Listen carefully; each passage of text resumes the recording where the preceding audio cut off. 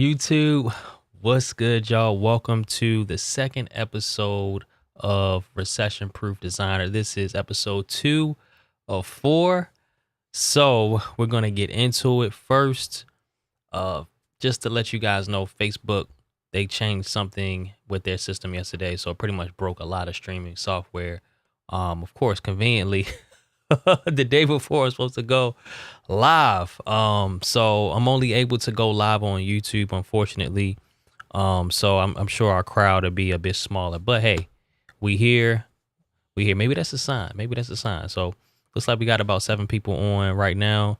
If you're here, say what's up. Let me see who you are. I don't have any comments yet, but what I also do, y'all, real quick is I'm gonna pull up the stream on my end just so I can see folks as well. Just give me a second. Let me mute this for a second.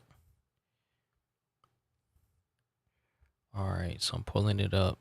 Okay, don't have anybody in the chat just yet, but okay. All right, am I good? Can y'all hear me? Anointed Life, what's good? What's good? It's good to see you guys. G2G fam, Keith, what's happening? Good to see you. Masval Designs, am I saying that right? Good to see you. Welcome. La Keek from Toronto, what's happening? Good to see you guys. Thank you guys so much for tuning in. So this is episode 2, y'all. So just to recap, we did episode 1 on Monday, and it was fun. I went way over the time. It's only supposed to be about 20 to 30 minutes, and I ended up going over for about an hour, and even talking about stuff I'm going to talk about this evening. But it's all good, y'all. I could talk about this stuff for days, so I just called the audible and switch some stuff up. David, what's good, my brother? Yes, wow, we got the fam in the building. Lakeisha, all right, got you. I'm gonna remember that because I remember saying your name, Lakeisha, Anointed Life 14, a lot. So I'm gonna remember Lakeisha from Texas. That's what's up. But welcome. Look, we got 14 people on here. That's more than I expected just to be on YouTube. Jen, what is good? Let's go. Cool. Let me fix my framing a little bit. Am I good? Am I centered? Sit at the microphone. All right, bet. So just to recap, Monday, we talked about a lot, y'all, but we talked about the 3 types of designers and the 3 types of clients. Okay. So 3 types of clients, of course, we talked about the low paying, mid paying, and then high paying clients. And then as far as designers, I compare that to like farmers. Right. So level 1, or at the lowest level, you have your sowers, right? So you're in the season of sowing. Level 2 is you're in the season of growing. And then level 3 is you're in the season of reaping. So I will let y'all know this. If you tuned in on Monday, I know I threw some revenue estimates out there, and a lot of that was based off of like me coaching and in my intake form. I have a question where it asks, what's your revenue? So it was kind of formulated based off of that. But when I went back and looked at the data, I'm like, I need to adjust these amounts. So for the low level designers, or if you're in the sowing season, you're in the traction phase, you're in the market validation phase, right? That's going to stay the same. So that's between 0 to 60K a year. Okay. Level 2, mid-level designers, in the growth phase, you're growing, okay, on an upwards trajectory, growth-minded, continuously working, learning, failing, adjusting, committed to growing, adding more value. It's starting to niche down. So I had that at between 60 to 200K a year. And of course, these are just estimates based off my experiences. Could be people higher, could be people lower, right? But I'm adjusting that to 60 to 150. All right, 60 to 150 a year. And then for the higher value designers, you're in the dominance phase, in the reaping season, you're in demand by high level clients. You're picking and choosing who you work with, taking clients by referral only. You created your own market, charging what you want, have a couple of core services provided to a small number of clients at a high price point, turning down qualified clients or potential clients, focusing on adding value, stuff that's hard for other designers, effortless for you. There's harmony there. That's going to be 150 plus. All right. So Keanu, what's good? Welcome. I'm just recapping Tuesday's session. All right. Oh shoot. You know what? Did I change the stream back to 4K? I think it's too late. Oh man, it's too late. I'm on 1080p. It's all good. We gonna roll with it. We gonna roll with it. I streamed. I was live earlier with Ecamm, and I have to take my stream down to 1080p because when we stream on LinkedIn, it doesn't ingest anything higher than 1080p. So give me 1 second. Blaze Design, what is good? Thanks for tuning in. So yeah, just recapping Monday real quick. So we talked about 3 types of clients, 3 types of designers. We talked about some other stuff too, but those were the main things. And I challenged you guys to pick a service and then double what you charge for it. So I wonder if anybody did that, because I like to hear some success stories, because people don't realize how easy it is. And if you are adding the type of value that we're adding, because y'all, this is the thing. We do a lot as designers, and we tend to undervalue ourselves. It's as simple as that. I don't even got to get too deep into it, do a whole sermon on it. I noticed when I was chopping up clips from Monday, I'm like, bruh, it takes me like a minute and a half to say the same thing, or I'll say the same thing over and over just to drive the point home. So I'm not going to do that tonight, all right? I'll listen to the reels back like, bro, you just said the same thing over and over for a minute and 30 seconds. Missy, what is good? Good to see you. Good to see you. I'm still looking good in 1080p. I'll take it. My brother. And just so y'all aren't judging me, I have like 10 of these shirts, all right? So if you think I wear the same shirt every day, I don't. Between this one and I have the tan one with the orange collar that I have on, like the main photos that I use my photo shoot, I have a lot of those too. And the main reason is my wife likes me in that shirt, so I was like, you know what, I'm gonna get a whole bunch of them. Cool. Don't post flyers. Yes. Yeah, we talked about that as well. And I even talked about it this morning in Good to Go. If you guys aren't in the Good to Go group, please join that. It's goodtogo.group. It's just on Facebook, so I'll add that Good to Go in the comments, because I did a flyer last night. So full disclosure, so I have some retainer clients. That's pretty much the only work I work on right now is just for my retainer clients, right? So I do everything under the sun for my retainer clients. There's nothing off limits. I'm like, you get a set amount of hours per month, and I do whatever I can do in those hours. Like I do whatever they need. So I still do flyers to this day, even though it's a low value task. It's a low value I don't want to call it a project, but a low value design, low value deliverable. I still do them. I did one last night. It was really dope. My client, high profile client, he even posted it in the stories and stuff. I was like, that'd be cool to post. I was like, I can't do it, because I don't do it. I'm not in the habit of doing it. And when I think about it, 99.9% of the work that I've done over the years, I haven't posted myself. My clients, of course, posted it and use it however they use it. But I've gotten out of the habit of doing that, because it's easy to find yourself trying to impress others or other people. And I'm not at a point right now where I need any more business. I'm not even accepting clients, new clients. So it's like, what is the point of posting it?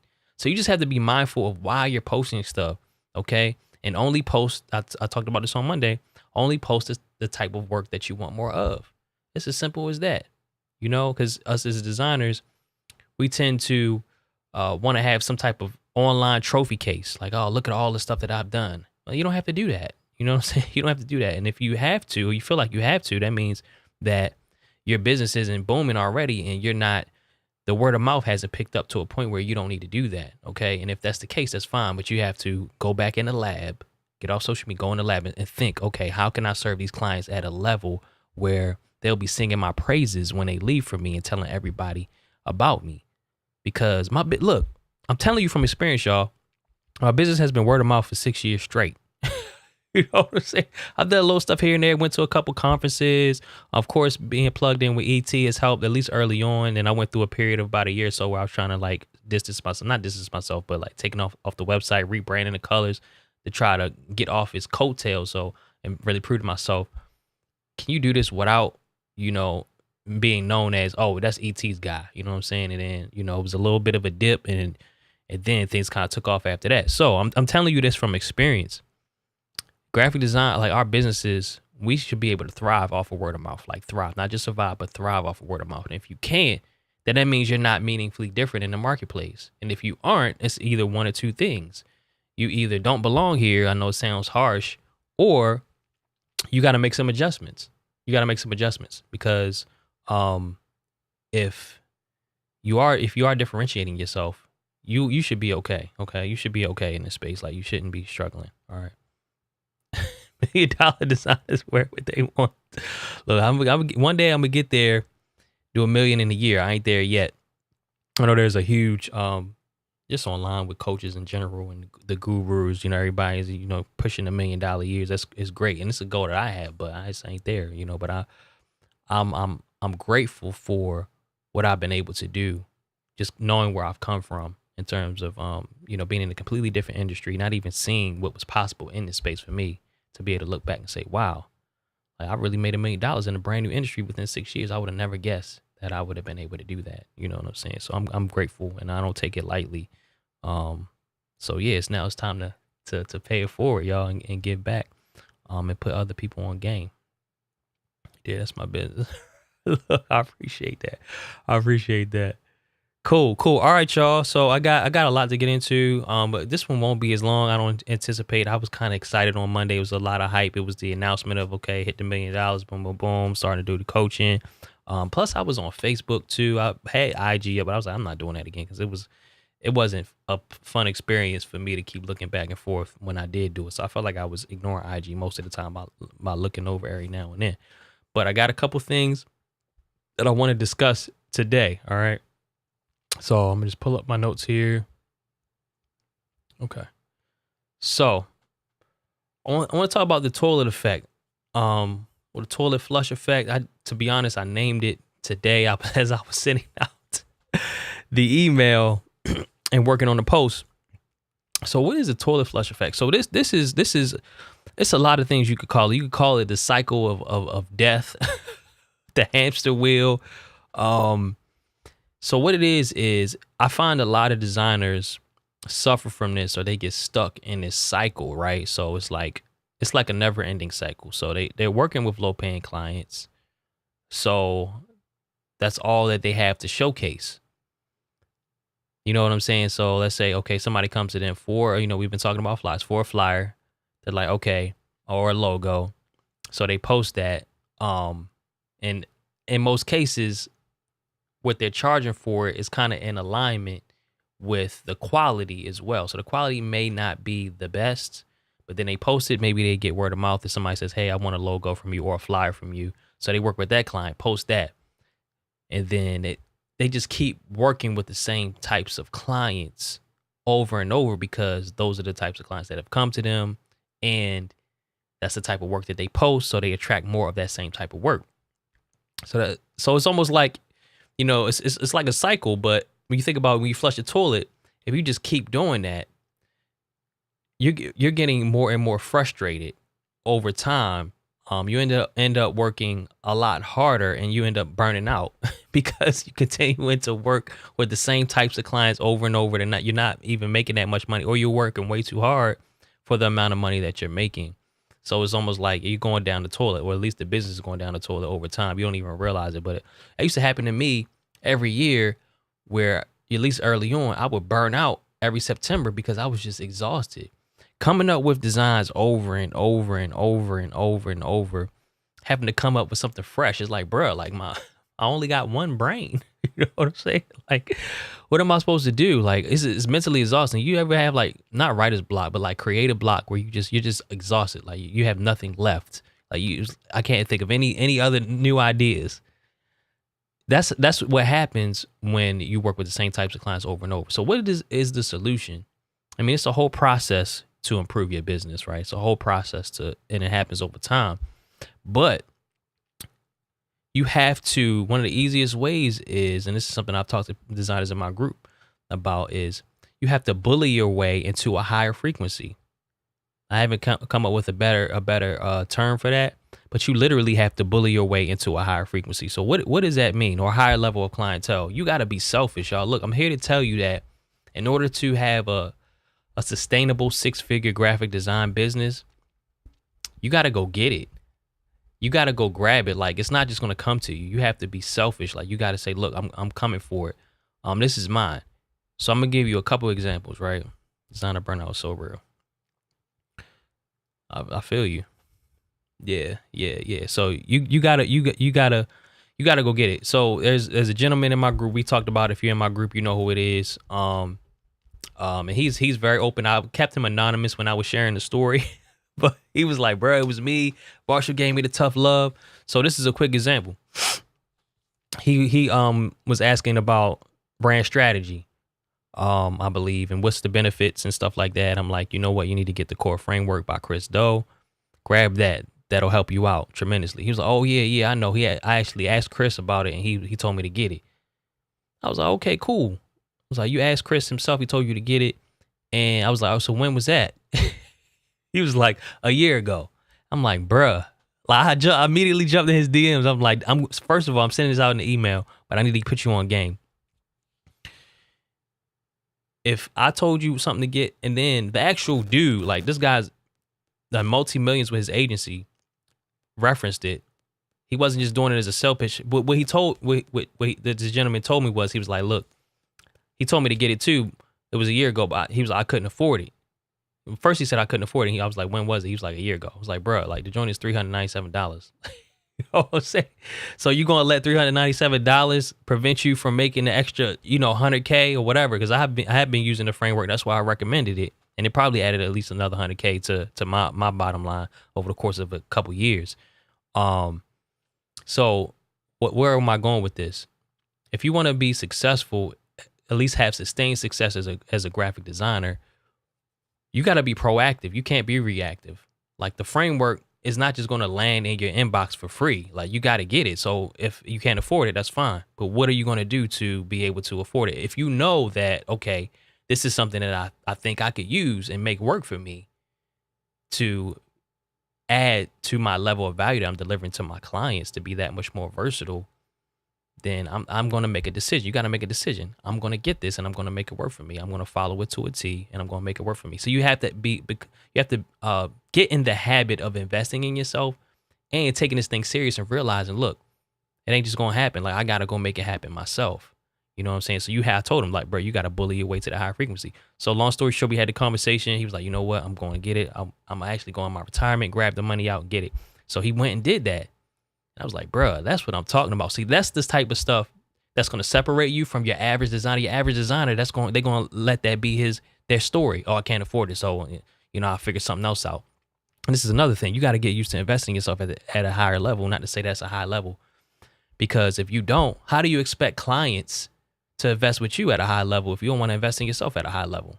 Because if you have that energy of, oh, I can't afford it, that's the energy you're going to get from your clients. And I talked to him. I was like, bro, I know I can guarantee how you're talking, how your clients treat you.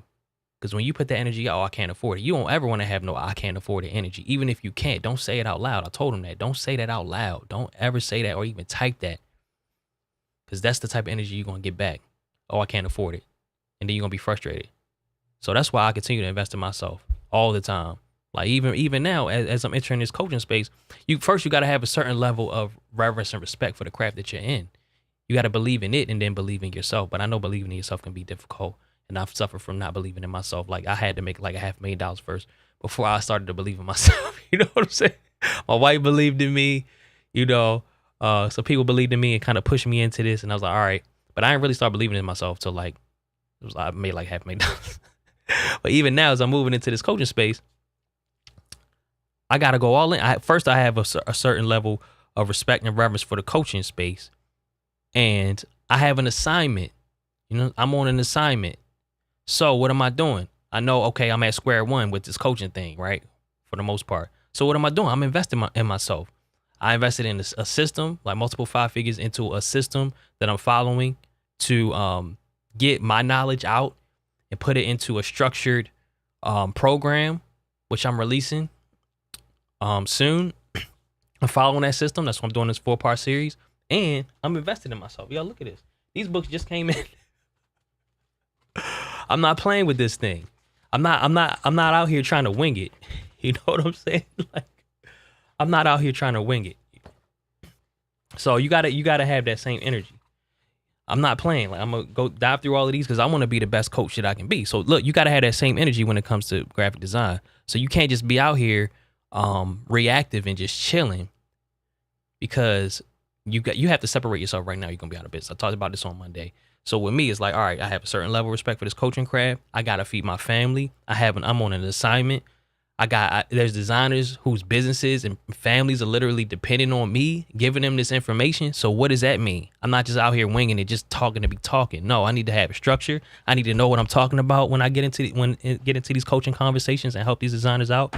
I need to do it the right way. I'm following a system that I've invested in, whatever certifications I'll start to look into. I'm following. I'm not just doing everything willy nilly, but I'm seeking out information. I'm proactive about that. You have to have that same energy when it comes to your graphic design business, because that's the only way that you'll survive. You know what I'm saying? It's time, y'all.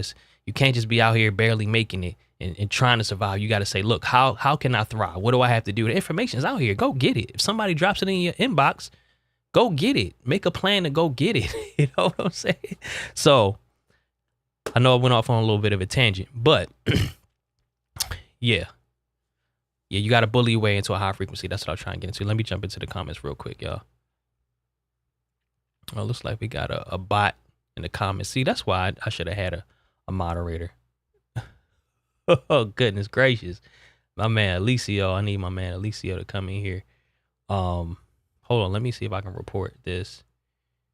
This person. I'm sorry, y'all. You best believe next time I'm gonna have a moderator. All right. Sorry, let me jump into the comments, y'all. Okay. Let me see. Okay, Muhammad, what's good, my brother? So what kind of rational decision do I have to make to land a higher paying client? If you could expound on that question a bit for me. I'm not following that one. If you could just help me with that. If somebody else could decipher that as well. Rational decision do I have to make to land a higher paying client? I'm not sure. So Halston says, order every book Marshall told designers to order. Yeah, yup, my man Halston, he's on it. Halston is definitely a designer who is about action. You know, he doesn't do a lot of talking, but he's about action. So we have to do a better job at being about action. You know what I'm saying? Like I talked about, you don't want to be the center of attention. Just go put in the work, especially if you have somebody. And be careful who you take advice from too. You know, if it's somebody who's accomplished something, listen to them. But if it's somebody giving you advice like friends or family, bro, like you haven't accomplished anything, at least in the graphic design space, they're not qualified to give you that advice and that information. All right, it's a lot of designers and people just doing a lot of this, but they don't have any proof. You know what I'm saying? They just out here just to be out here just to because they say you got to post every day. So they just posting just to be posting with some empty advice, but no proof. All right. Boom. That's a perfect example. Okay. You're tired of winging it. Yeah, you can't wing it any longer, Lakeisha. You can't, because this recession, the lower paying clients you're used to dealing with, they're gonna be shopping around, and then they're gonna try to go to somebody who's a little bit cheaper than you. Yup. Oh, you promoted them? Thanks, Jess. I appreciate it. Thank you. Yes, my family's in the building, so I'm locking in. I love it. Click the ban button. Oh, you know what? I didn't even do that in here. All right, let me do ban. Boom. Perfect. See, look, my EK fam is in the building. Y'all got my back, man. I love y'all for real. Give advice who need advice. Yep. Boom. All right, y'all. Yep. So bully your way into a higher frequency. You got to be proactive. You got to go in attack mode. You can't be in react mode. Not right now. I'm not saying, dump all your money into everything, but just make it a habit of investing in yourself and thinking of ways to better yourself in your business. Okay. So another example I give, and if you're in good to go, you already know. It was the end of 2019. I was burnt out, tired. I'm like, all right. So I think I was making. Let me pull up the chart. I don't have it because I know I did like Let me pull up the chart. Well, anyway, I was like 114. I think it went to like 150 something, then down to 120 something, right? I know there was a dip one of those years before it shot up to like 214, something like that. But anyway, that dip, I was getting burnt out. It's like I'm working a lot. Like I had gotten in 10,000 hours, put 10,000 hours into this craft in about 3.5 years, and I was just tired. I was very tired. So I said, I want to serve high level clients, but me being an overthinker, I'm like, but I don't want to leave my clients behind that got me to this point. I don't want to seem Hollywood when I raise my prices, blah, blah, blah. It's all just overthinking. I was like, you know what? What made me feel better was I said, you know what? I'm going to serve a high level client and I'm going to do the project for free. So it was somebody I knew who was a high level client, and I approached. I said, look, I'll do a complete rebrand for you, a revamp of your website. I want you to come up. We can do a strategy session. I'll film it. I just want to put together a promo video to use on my website. And it'll be a win-win. You know, I just ask that you give me a dope testimonial if I do a great job for you. Oh, we back. Let's ban. They not playing. The devil's busy today, y'all. Isn't that crazy? I'm unproblematic, I promise.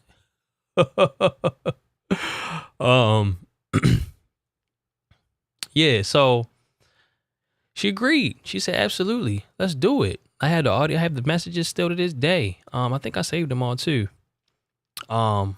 She was like, you ain't saying nothing but a word. Let's go. So we did that, executed it. Mind you, I was so busy. This is the end of 2019. I didn't have time to do a whole $15,000 project for free at all. But I did, y'all. I made it happen. We took pictures. We did a little video here. It's still on my website to this day. And that is what helped me to position my business to serve high level clients. So when the pandemic happened, all the low level clients, they kind of went scary. They were holding on to what they had. Like, nah, I can't spend no money on branding or whatever right now. You know, losing my job or laid off or whatever. You know, it was devastating what happened to a lot of folks. But then there was a whole nother subset of clients or business people whose businesses skyrocketed, especially the coaches, speakers, consultants. You know, they put out their courses and did a lot of stuff, and their business skyrocketed. So the pandemic made a lot of millionaires, and I was in prime position to serve them at a higher level, at a higher price point. So my business, you know, we went to 214 in 2020, then 266 in 2021. Because I bullied my way into a higher frequency, into a higher level of clientele by being proactive and saying, you know what, I'm not want to say use, but we use each other, you know what I'm saying? And it was somebody who was familiar with me and I was familiar with them. It wasn't just like a random person off the street that I just DM'd like, hey, I want to do this. They would be like, who are you, bro? Like, we don't know you. But I knew she knew of me and I knew of her. And I saw that she was a higher level client. She was well liked and respected in her community.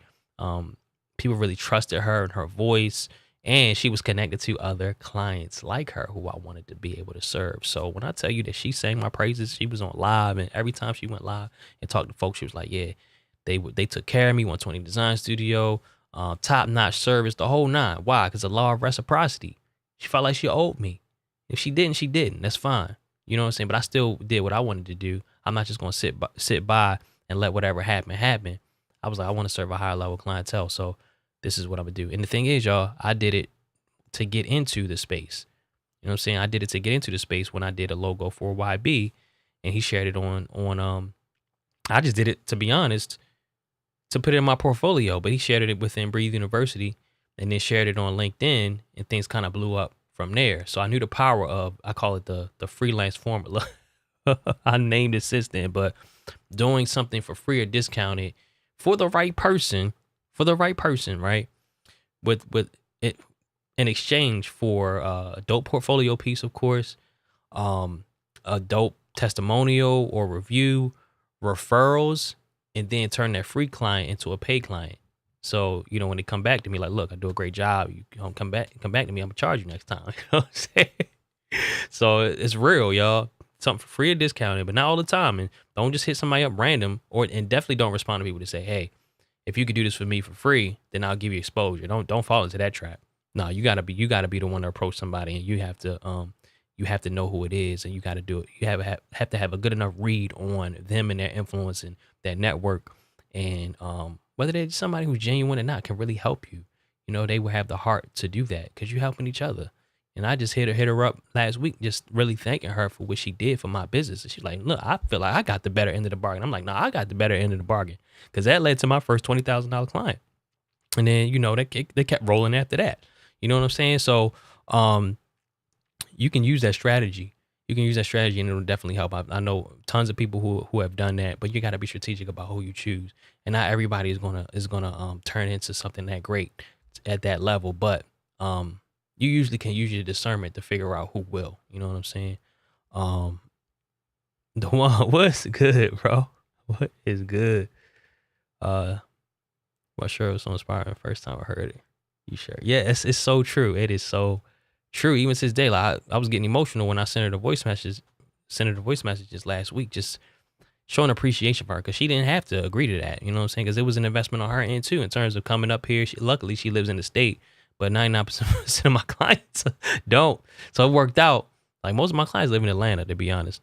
So it was good that she was able to come up and we do the whole thing. And, she gives us a great testimonial that we were able to use right away. She didn't even wait until we finished. Before we did anything, she was just singing my praises right at the strategy session. We hadn't even done anything for her. But I guess it's just a law of reciprocity, right? So, oh, word. Yeah, I was just coming out of high school.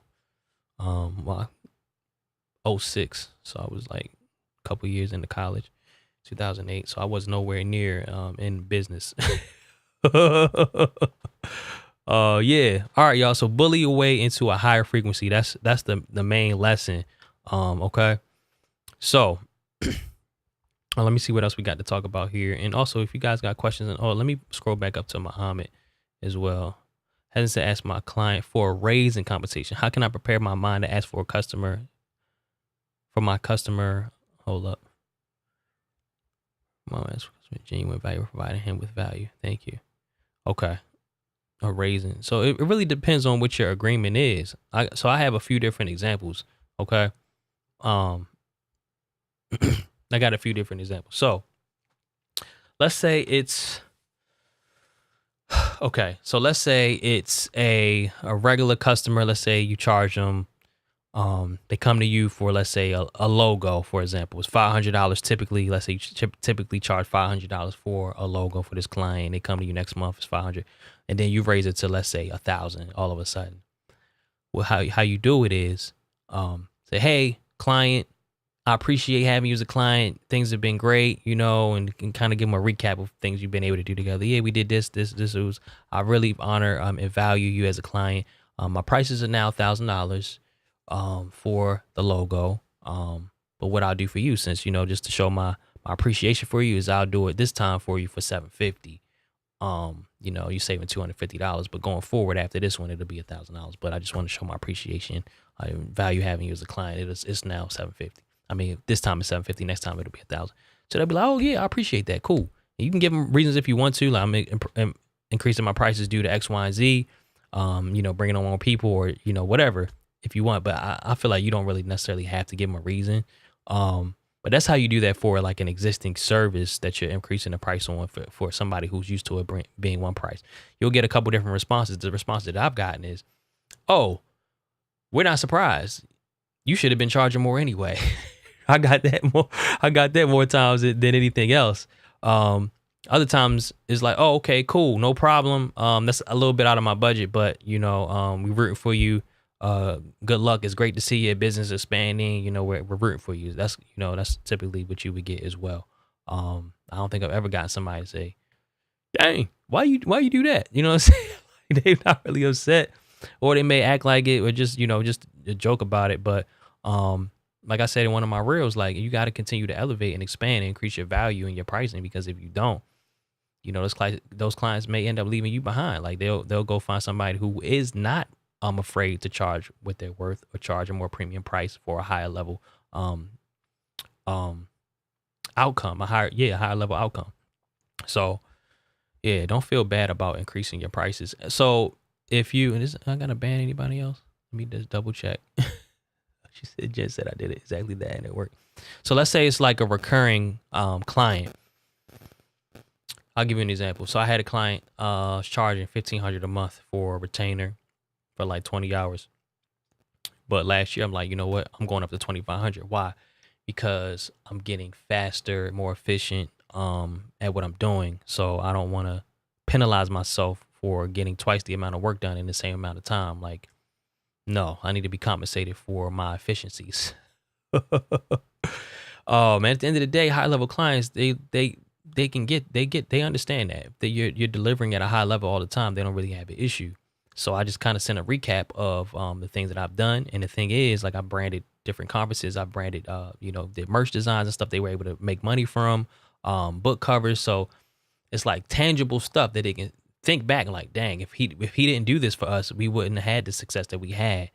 Maybe they would have, I don't know, but I like to think that they wouldn't. And the way I worded the email or whatever, the proposal was really just the email recap. Say, hey, look, effective this date, the price is going up. And if you don't want to pay the increased price, then I'm going to drop the hours. So I give them a choice. So they go from thinking, it's almost like anchoring, but they go from thinking like, okay, why, to, okay, which one do we want to do? So we want to drop the hours, or we want to pay more. And, paying more is a no-brainer. It was like, yeah, bet, let's do it. Absolutely. So that's one way you could do it as well if you don't want like something that's recurring. And you got to just remove your emotions from it, because it's business at the end of the day. You know what I'm saying? And us as designers, I used to be guilty of this. You think more about your clients' pockets than your own. You know what I'm saying? One of the designers I mentor, she sent that to me in an email. I was asking her like some questions. Like, she's just not confident in her prices because she's thinking that, okay, well, the client, they got this coming up and I don't want to dip into, because you're trying to think long term. Like, I don't want them to think I'm greedy. It's like, nah, bro, charge what you charge. You know what I'm saying? If nobody takes it, then okay, go ahead, drop that price back down, because that means the market is saying it's not worth it. But somebody's going to take it in most cases. Somebody's going to take it. All right, let me just jump in the comments real quick. Let me see here. Company came back for a second website, a rag clean price. I quoted a new price and they gave her 10% previous client discount. She thanked me. See, boom, that's it. Mic drop. Show's over. See y'all next week. A business, not a charity. You have to make sure your business cover people's feelings, don't pay bills. Exactly. And the thing is, y'all, you'll realize that higher paying clients, they won't give you any issues. They won't give you pushback. They won't be the ones that'll really say anything. Like, all this stuff you fear, all this the stuff you're running through your head that you're afraid of, you won't deal with that with higher level clients. And the lower level clients, they be like, oh, okay, cool. Well, I can't do it. But you stand on your principles and you just keep moving forward. It ain't a big deal because you're trying to elevate anyway. You know what I'm saying? Like, you have to have a growth mindset rather than scarcity mindset and realize, okay, it's more clients out here for me. They're literally waiting on me to come serve them, but I gotta believe my way into a higher frequency, and that includes charging more and then price high and then justify. I like that saying. I think Blair N said that, or somebody said that. Price high and justify. No doubt, my brother. No doubt. All right, y'all. So we talked about the toilet flush effect. Okay. So got a couple other things I want to cover as well. So ways you're cheapening your expertise. You're offering too many types of services. So this is making you look like you're trying to make ends meet. And you don't want to look like that. I saw a designer post something the other day, and it may just because people just aren't focused. Because I know this designer, he's not broke by any means, but he's doing too much. Like, my whole thing is focus. You got to be focused. He was like, I want to master graphic design, photography, marketing, videography. They don't want to get into this interior design. I'm like, bro, pick something. Focus your energy into that. Because I've heard this quote by Darren Hardy. He said, I never saw somebody dig a bunch of shallow holes expecting to strike oil. And that really stuck with me. You know what I'm saying? 'Cause you dig in this hole, you dig in that hole, and then you're wondering why you haven't reached massive success in one space. Like, you want to make 20,000 here, 30,000 here, 40,000 here, or you rather make $500,000 in one lane. And the thing is, when you focus in, your proficiency and expertise in that one lane is going to compound, and you're going to be that much more proficient and become an expert a lot more quickly than your average person that's doing a little bit of this, a little bit of that. That's the reason I only use Wix. And people are surprised to hear that. I've been using Wix from the jump, and I'm still charging you 10 and 20,000. You know, and the client's gonna be happy. You see what I'm saying? Why? Because I said, look, I'm using this. I'm not spending my time trying to learn. I did a little bit of WordPress. I'm like, nah, this is too clunky. Half the templates or the builders, they all different. I'm like, why they have the Avada and then Divi? Like, why can't it just all be the same? Like, what is this? You know what I'm saying? So if you on WordPress, don't crucify me. But I was like, nah, I'm gonna use Wix. I don't know how to code. I need to put a site up. I need to make some money this week. You know, I gotta feed my family, so I'm gonna use this. Is easy enough for me, and I just became proficient at it very quickly. Next thing you know, fast forward, Wix like, hey, we want to do some stuff with you. Let's do a webinar. Da, da, da. They even wanted me to do. I don't want to get into the details because you know that door is still open, but something with them that I ended up saying, you know, I'm not gonna do it right now because I'm trying to put my all into this coaching and this lane, this stuff I'm doing right now. So I need to press pause on that. But I like to leave that door open if that's cool. Why me out of all the thousands of designers? Not to say they don't do stuff with other people. Because I'm focused on that one thing. Like I'm just in that lane. So it's easy for me to be noticed. I don't want to say it's a certain level of brand loyalty. I mean, I guess it is, but it's because I'm focused. Like I'm not later for everything else. Like I'm zoned in on one thing. You know what I'm saying? That's one of the reasons it's taking me so long to really jump into the coaching, because I have been serving my clients. So I'm like either all in on clients or I'm all in on coaching. See what I'm saying? So it's like split focus is just not good. You can't have your focus split. You need to focus. So I'm saying all that to say, figure out what your thing is. If you want to be a photographer, be a photographer. There are certain unicorns out there, they're good at different stuff. You know what I'm saying? They're good at this and good at that. But in my experience, you got to focus in on one thing because you'll get that much more proficient at it a lot more quickly. And that's what's going to set you apart from the next guy. Okay. Also, you're doing too many type services and you're doing too many a la carte services as well. Okay. So let's say you are just doing graphic design and you're not doing photography. You're not doing marketing. You are just doing graphic design. You may be doing way too many a la carte services. Do you offer just business card design? If somebody looks at your pricing guide, if you even have a pricing guide, how many things are on it? How many things? Is it like a full long menu? You know, where it's like a whole bunch of stuff is $50, $25. Bruh, I ain't gonna say his name, even though we joke about it. And I get on him about it. I was like, bruh, where'd you come up with $8, bruh? Why are you charging $8? He was like, cuz I know somebody who charges $5 for this. So I was like, I'm gonna charge a little more, but I'm gonna charge $8. I was like, $8? You can't feed. It's just him, you know, and he's young too. So it's cool. I guess it's a Chipotle burrito. But I was like, come on, bro. I think the lowest price I ever charged was maybe $250 or $300 coming into the game. So what does your pricing look like? What does your services look like? Are you doing a whole bunch of, are you doing business card design, flyers, thumbnails, a whole bunch of stuff? What I recommend that you do is package your stuff. If you do flyers, say, look, rather than $100 a flyer, my minimum, you got to pay me $500, but you get a package. You'll get 6 flyers. So you essentially getting one for free. I want you to start thinking like that rather than trying to do a whole bunch of a la carte stuff. Start thinking about packages. All right. So when you start thinking like that, your clients will start to go for it. And you can just think more holistically about their design needs. Like, for example, I have a full branding package.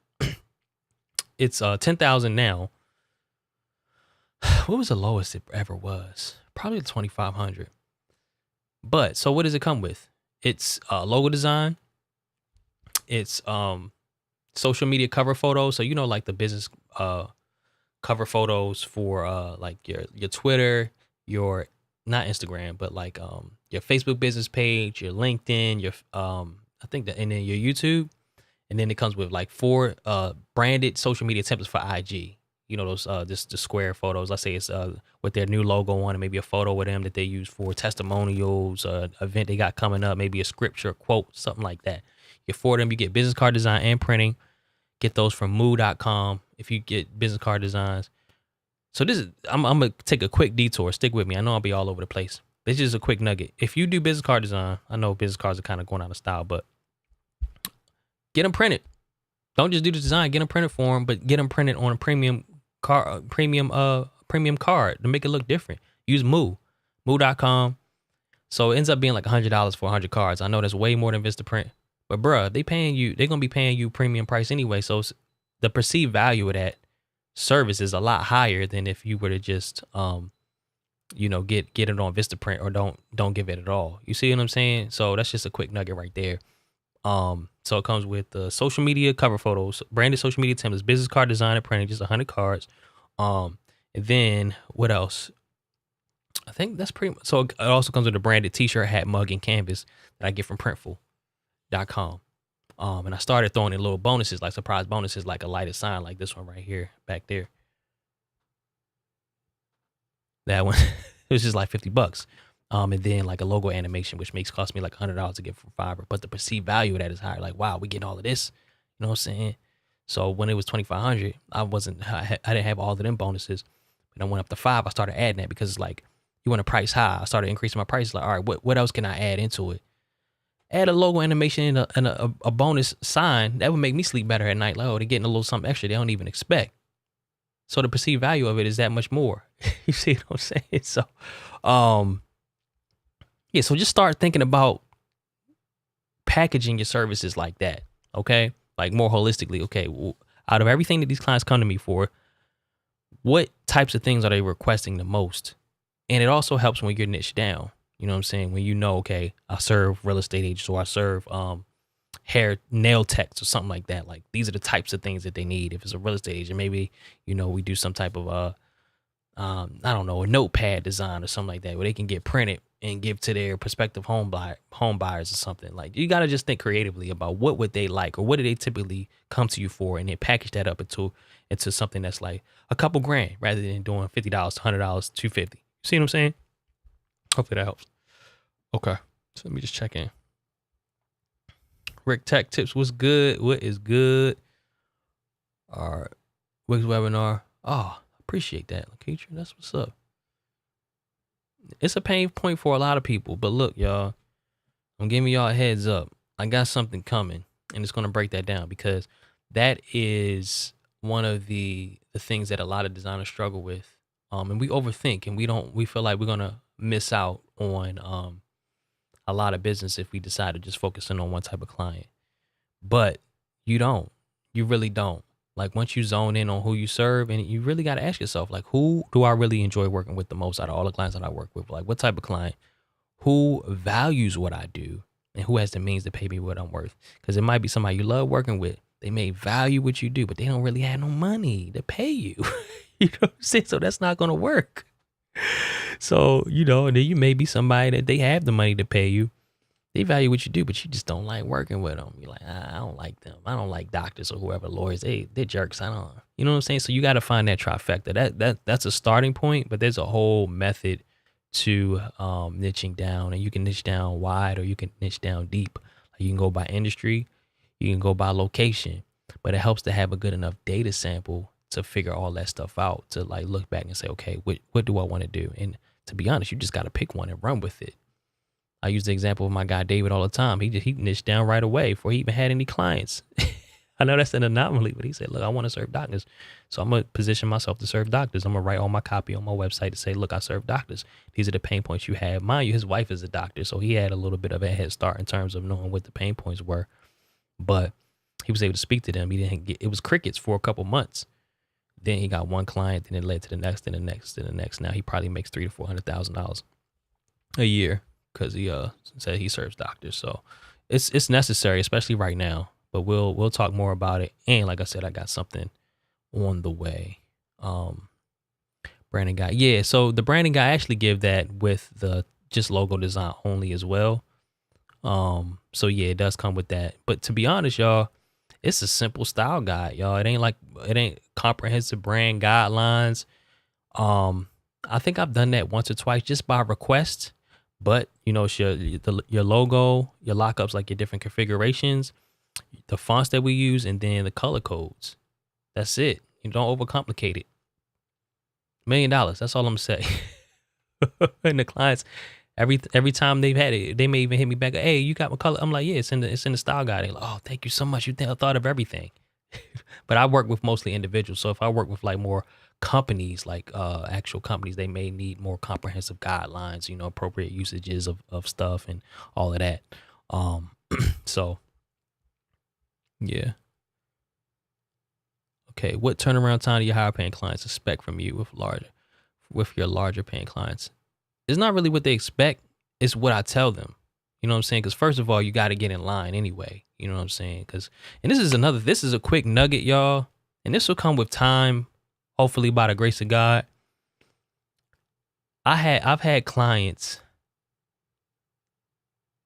How do I want to say this? They'll fill out my form and say, look, I want something by the end of the month. The old me would have been like, all right, I could squeeze that in. They got $5,000 or $10,000 to spend with me. I could probably squeeze it. I can move this around and around. But then I'll be like, Now I stay true to myself. I stay true to my standards. I don't move for anybody for any reason. Like even ET, for example, love him to death. He's like, I need a website for so-and-so. He could pay immediately right away. You know what I'm saying? I was like, I ain't available for the next month. He was like, bet, I'll wait. You know what I'm saying? So you have to have a certain standard.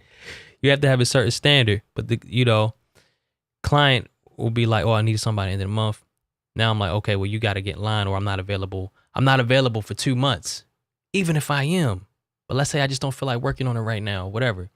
And on the wave that I've been for the past year, so I try to, the goal used to be make 6 figures. Now the goal is to give 6 figures of projects away. So on that wave, I've been like, all right, well, I don't really feel like working on this right now. Who else can I plug this in with? So I'm like, tell the client I'm not available for the next couple months. But I got other people I connect you with, just let me know what your budget is or whatever, what you need, and I'll plug you in with them. So I even had a situation where the client's like, all right, that's fine. And then I plug them in with another design. And they'll come back and say, you know what, I really want to work with you. I'll wait. So had I made the adjustment off rip and said, okay, yeah, we can make it happen. Because that used to be me. I used to accept everything. That's what kind of led to burnout and stuff slipping through the cracks. I made all the mistakes in the book, y'all. I done made all the mistakes in the book. Forgetting about stuff. Because I used to be afraid that I'm gonna lose it. But now I don't care. When you have that indifference, when you literally don't care if you get the project or not, the clients will sense that, and higher paying clients, it makes you that much more desirable to them as well. So they'll be like, yeah, I'll wait. So then I'll let them know, okay. So if we start on this date, this is how long it's going to take. And you typically have that conversation early on to kind of let them know. And that's why you don't want to have a whole bunch of services anyway, because I can send a quick text or whatever, email, my 3 core services, how long it's going to take, what the payment schedule is, what my availability is. This shit is really, really, really short. It's no confusion. You got everything you need right there. So I let them know. You know what I'm saying? I let them know how long it's going to take on average. For example, full branding, I say it'll take about 3 to 4 weeks. We can get it done a little sooner, a little longer. It just depends on how fast we move through the feedback and revision process. So I let them know that's on you. How long we take is really on you. So, and it forces me to stay honest too, in terms of my timeline, to make sure I'm on top of it as well. But it's really up to me. It's really up to me in terms of, it's not like they don't really have any specific requests. And if they do, I nullify it. It's irrelevant. You know what I'm saying? Because if you're going to work with me, you're going to work on my time. You know what I'm saying? I'm not going to work on your time. There have been situations where a client, for example, last year, a client needed some signage for a conference. I don't know if I think I was like, I'll squeeze it in, but I'm going to charge you an expedited fee. So it was like $7,500. They was like, bet, we'll do it. So it's up to you. Like if you want to accept certain things and like charge them an expedited fee, you can do that. But it wasn't a situation where they were like, maybe they pressured me or anything like to try to squeeze it in. So, yeah, it's really up to you. But I realize I have to be mindful of like where people are in their journey, in their businesses. Like, but I would encourage you to go ahead and set those standards and let them know. And something, just full disclosure, something I'm trying to do better at is be a bit faster. Because I've been the guy that's like, look, it's going to take as long as it takes. You know what I'm saying? It's going to take as long as it takes. You're going to get it. It's going to be fire.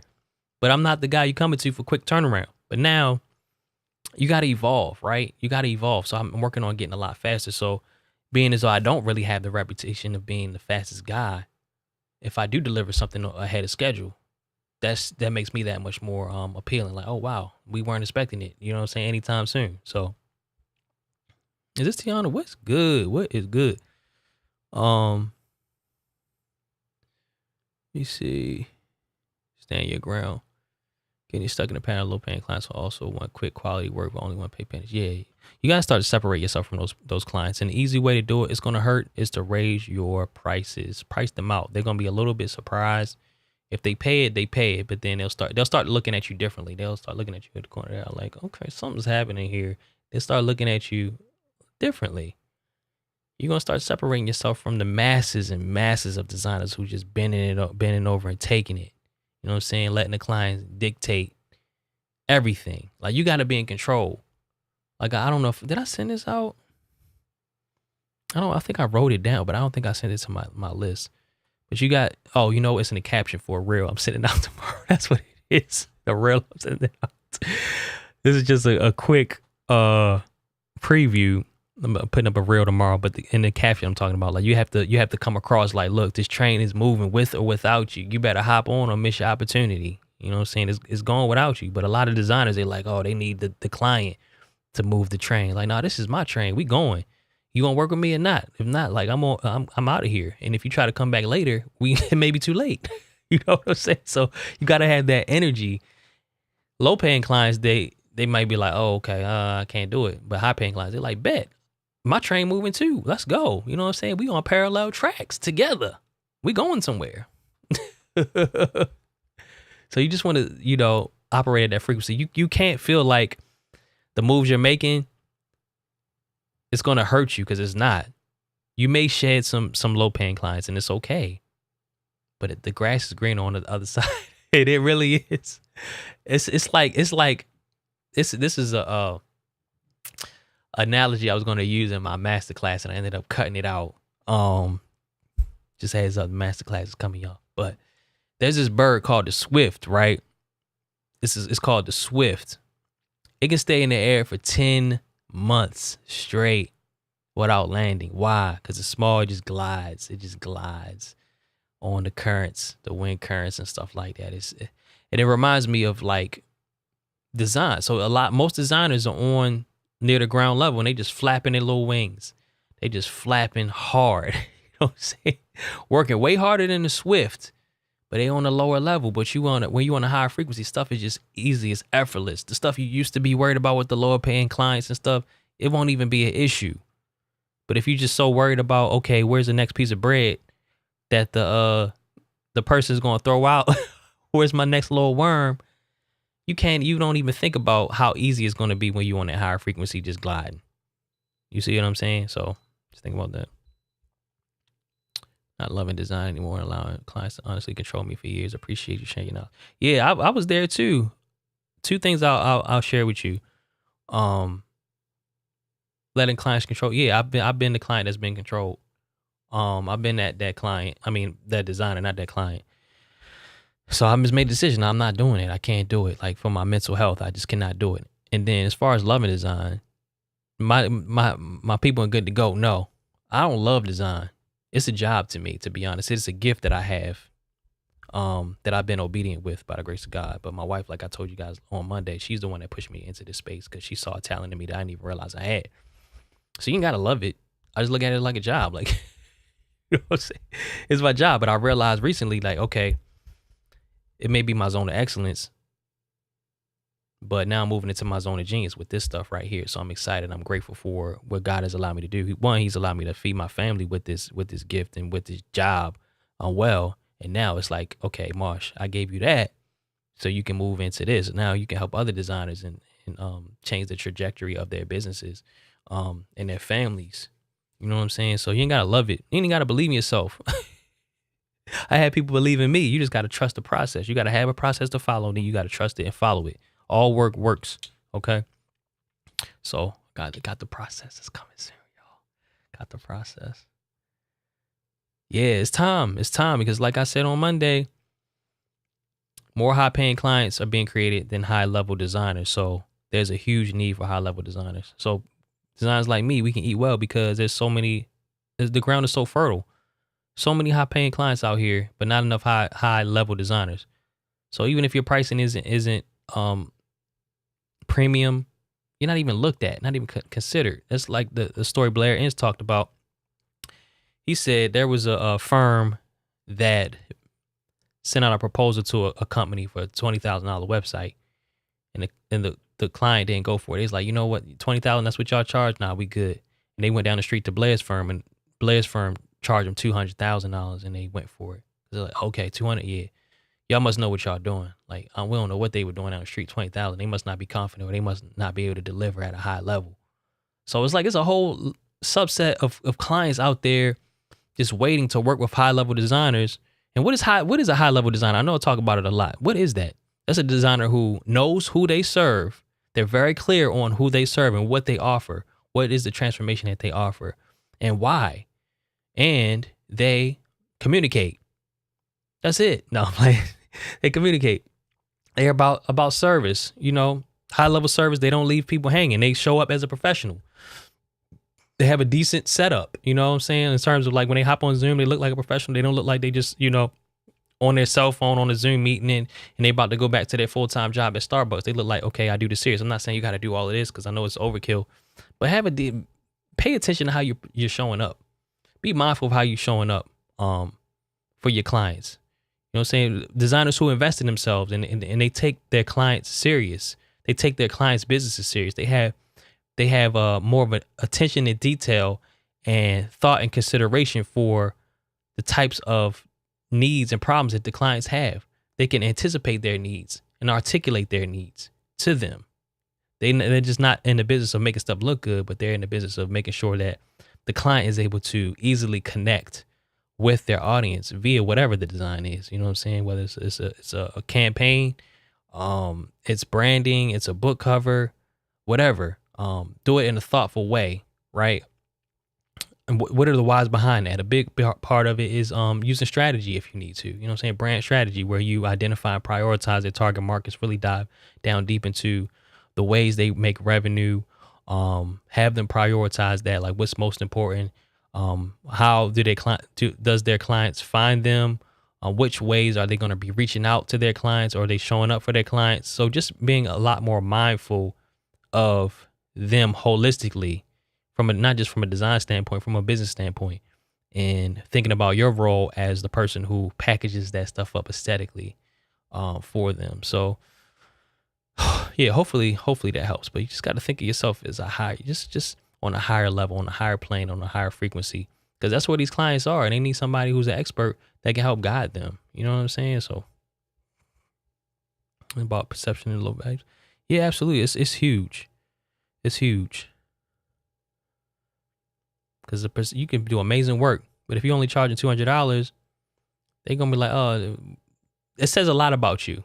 There's so much information contained in your price. That's what Blair Enns says. It says a lot about you and your confidence. So if you do amazing work and you say only charge $200 or whatever it is, the client's gonna know, okay, she doesn't believe in herself, and it's not gonna be their job to help you with that. You know what I'm saying? They would rather go with somebody who's less talented, that's not afraid to charge a higher price, unless it's just something egregious, of course. But it says a lot more about their confidence and their tenacity if they're charging a premium price, and it for work that's not even as good as yours. It's like if it was a Rolls Royce for $10,000, you'd be like, what's wrong with that? Something's not right with that. I'm not buying that. Even if somebody's like, no, I promise it's only 10,000. You're like, I don't know. I'm skeptical. I'd rather pay more. Maybe I'm crazy, but sounds shady to me. Cool. Yeah, we got any more questions, y'all? I thought I was gonna be like 20 minutes, so I still went over an hour. But it's all good. Y'all love this, man. I love this. Yeah. So if y'all aren't in the group, I think most of y'all are. But go ahead and join us over at goodtogoat.group. We can keep the conversation going. I just added it there. It's goodtogoat.group. So it's just Good to Goat on Facebook. I appreciate y'all.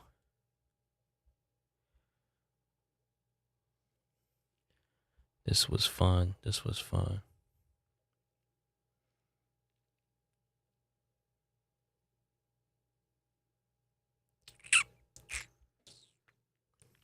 Yup. Yes,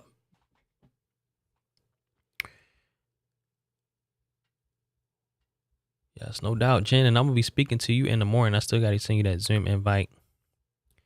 But I will be speaking to you in the morning. Let me make sure I have it written down.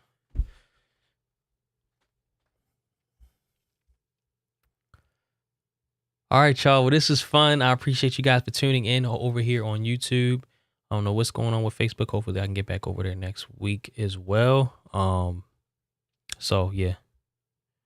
Hopefully I see you guys in the group and have a phenomenal night and a great weekend. It's the first day of fall, y'all. Fall already. Y'all hit that like button and subscribe on the way out. We on YouTube, so please. Cool. All right, y'all. I'm out. Peace.